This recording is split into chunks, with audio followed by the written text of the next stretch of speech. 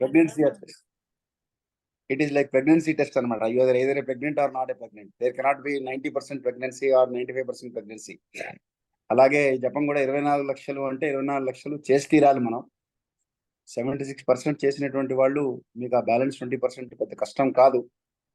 మన నవీన్ గారు చెప్పినట్లుగా సంకల్పం తీసుకొని చెయ్యాలి అనుకుంటే సాధ్యం, అది అయిపోతుంది.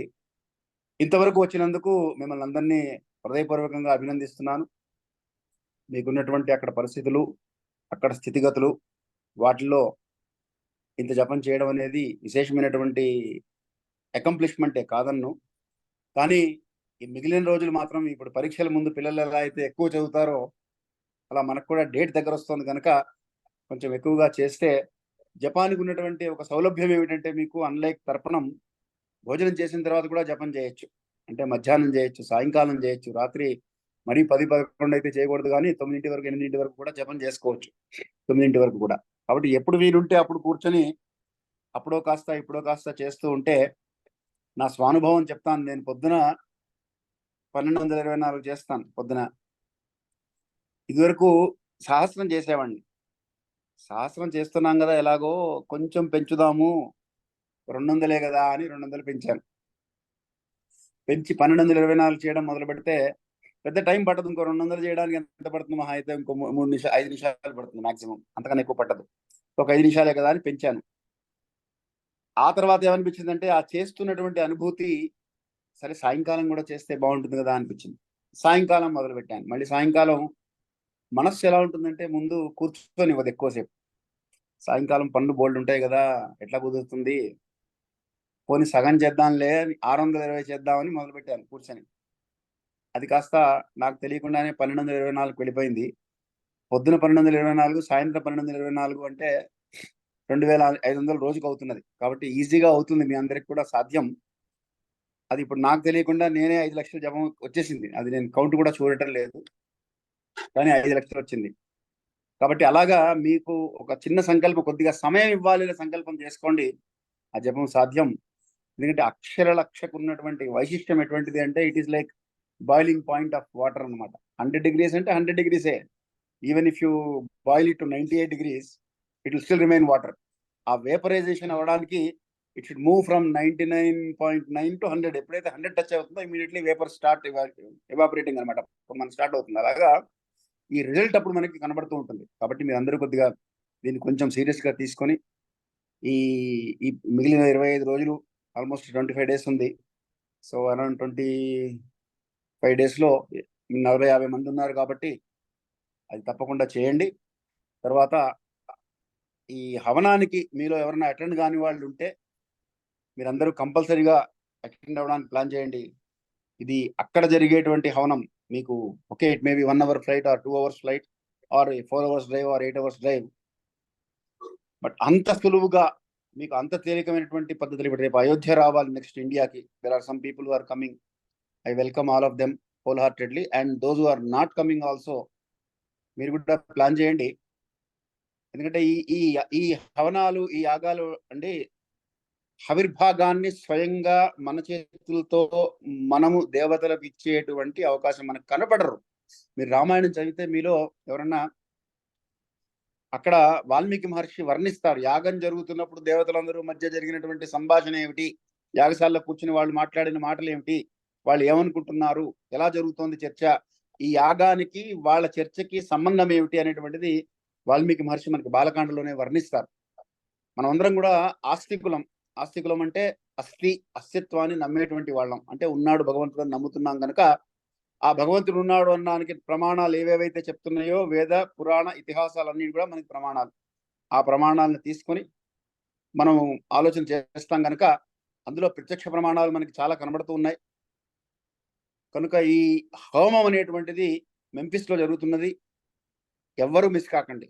నా నా ఎక్స్పెక్టేషన్ అయితే, అమెరికాలో ఎంతమంది అయితే జపతులు ఉన్నారో వారందరూ కూడా అటెండ్ అవ్వగలరు. పెద్ద విషయం కాదు. Because having travelled extensively from Miami Florida to loss Vegas, I can tell. Of course it is 4-5 hours travel ఉంటుంది, కొన్ని చోట్ల 6 hours ఉంటుంది, కాదన్ను. కానీ ఇక్కడ మేము ఇప్పుడు ఫర్ ఎగ్జాంపుల్ ఏర్పాట్ల కోసం ఇప్పుడు immediately I have to take a flight. ఇప్పుడు ఎయిర్పోర్ట్కి వెళ్ళాలి, వెళ్ళి అయోధ్యకి వెళ్తున్నాం మేము.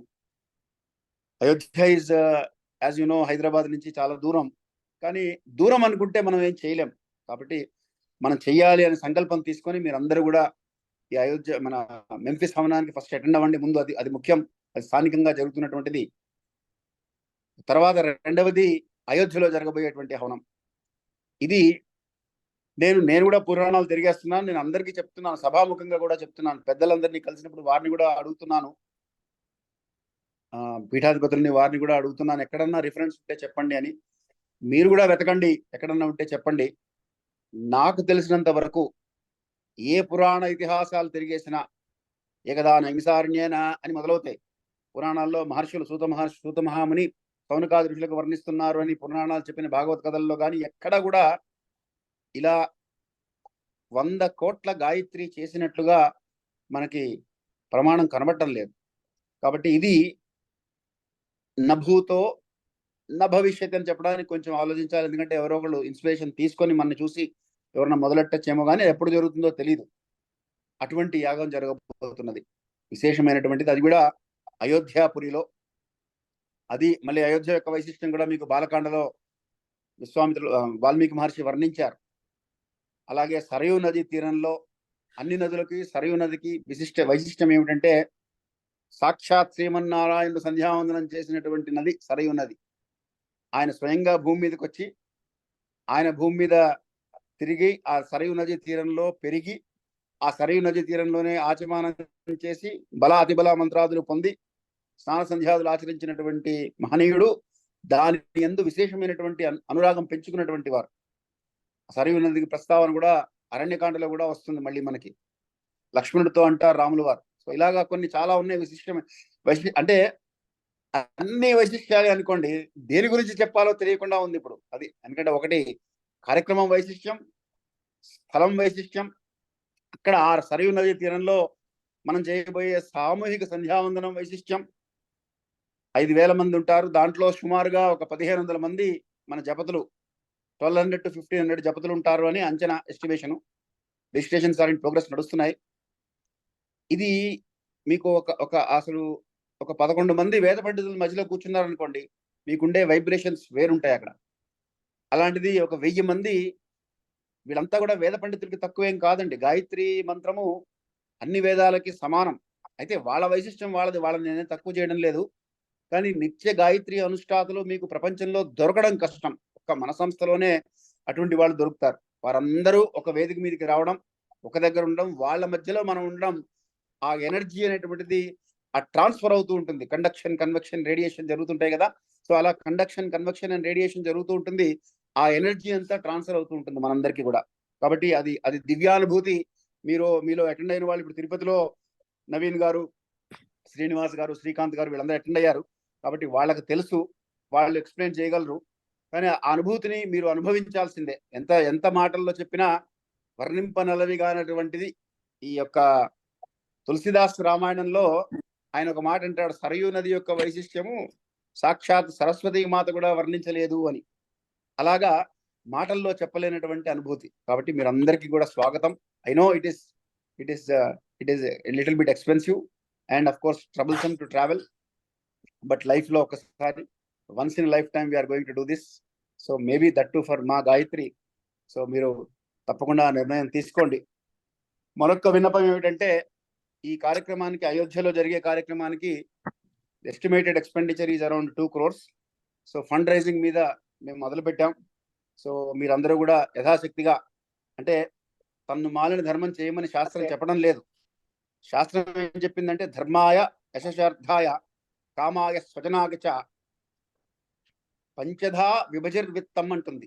అంటే మన సంపాదనలో ఇది మనకి భాగవతంలో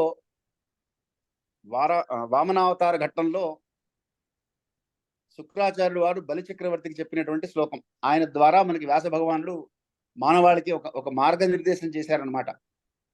మన సంపాదనని 5 విధాలుగా విభజించమన్నది. ఒకటి, మొట్టమొదటిది ధర్మం కొరకు, అంటే 20% ధర్మం కొరకు వాడాలి. అయితే ఆ 20% ఇప్పుడు గవర్నమెంట్ తీసేసుకుంటుంది మనం in the name of tax. కాబట్టి ధర్మం, అది కూడా ధర్మమేగా మరి అది. కాబట్టి ప్రజాధర్మం, కాబట్టి ప్రభువుకి ఇవ్వడం ప్రజాధర్మం కనుక ఆ ధర్మాన్ని మనం పాటిస్తున్నాం ఎలాగో. రెండవది యశస్సు, అంటే కీర్తి కొరకు ఖర్చు పెట్టమని. మూడవది అర్థం, అంటే తను అనుకున్నవి, తనకు కావలసినవి, తను చేయవలసినవి, భవిష్యత్తులో కావాల్సింది కూడా ఉంటుంది. అంటే ఇన్వెస్ట్మెంట్స్ కూడా చేయమని చెప్పింది శాస్త్రం. 20% ఇన్వెస్ట్మెంట్స్ చేయమన్నది. నాలుగవది కామాయ, అంటే కోరికలు తీర్చుకోవడానికి తన కుటుంబం, తన వ్యవస్థ, స్వజనాగచ, తన బంధువర్గానికి, దానికి తన వాళ్ళకి ఖర్చు పెట్టమని చెప్పింది. కాబట్టి యశకరమైనటువంటి ఈ కార్యక్రమంలో మీరందరూ కూడా యథాశక్తిగా ఈ రిసోర్స్ మొబిలైజేషన్ లో నవీన్ గారు, శ్రీకాంత్ గారు, శ్రీనివాస్ గారు, అలాగే రమేష్ గారు, వీళ్ళందరూ, ఇంకా మిగతా చాలా మంది అక్కడ పనిచేస్తున్నారు, హరిచరణ్, వీళ్ళందరూ పనిచేస్తున్నారు. వాళ్ళందరికీ కూడా మీరు సహాయ సహకారాలు అందించి ఈ కార్యక్రమాన్ని సుసంపన్నం చేసి ప్రత్యక్షంగా పాల్గొనగలిగితే అద్భుతం.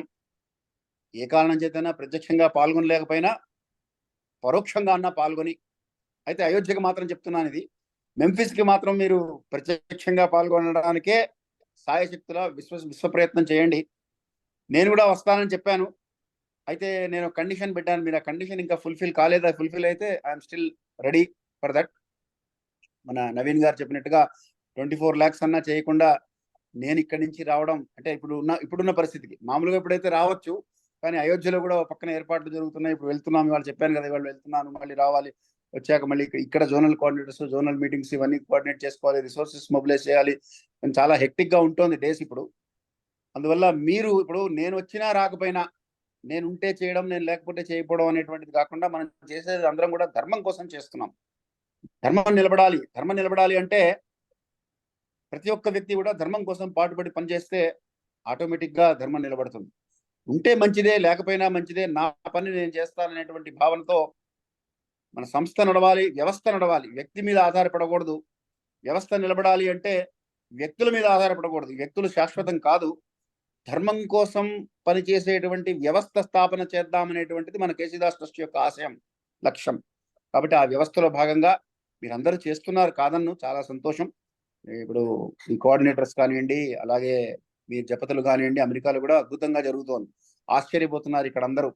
మొన్న జనార్దనానంద ట్రస్ట్ అని ఒక ట్రస్ట్ ఉంది, వాళ్ళు వేద సభలు నిర్వహిస్తుంటారు, వేద పరీక్షలు పెడుతుంటారు, పిల్లలకు సర్టిఫికెట్లు అవి ఇస్తుంటారు.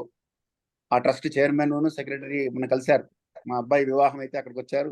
శ్రీకాంత్, శ్రీనివాస్ వీళ్ళు ఉన్నారు అక్కడ పెళ్లిలో. సో వాళ్ళని చూసి ఆయన ఆశ్చర్యపోయి అభినందించి చాలా చాలా ఆనందంగా, అంత అద్భుతంగా చేస్తున్నారు మీరు, చాలా సంతోషం, అంతర్జాతీయంగా తీసుకెళ్లారు గాయత్రిని అని ఆయన చాలా ఆనందపడ్డారు. అలాగా మీరందరూ చేస్తున్న కృషి సామాన్యమైన కృషి కాదు, కానీ సాధించిన దానికి సంతృప్తిని చెంది అదే విజయం అనుకుంటే పొరపాటోయి, కాంచబోయి నేటి దుస్థితి, పరికించబోయి ఈ పరిస్థితి అన్నాడు కవి. కాబట్టి మనం ఎంత సాధించినా ఇంకా సాధించవలసింది చాలానే ఉంటుంది.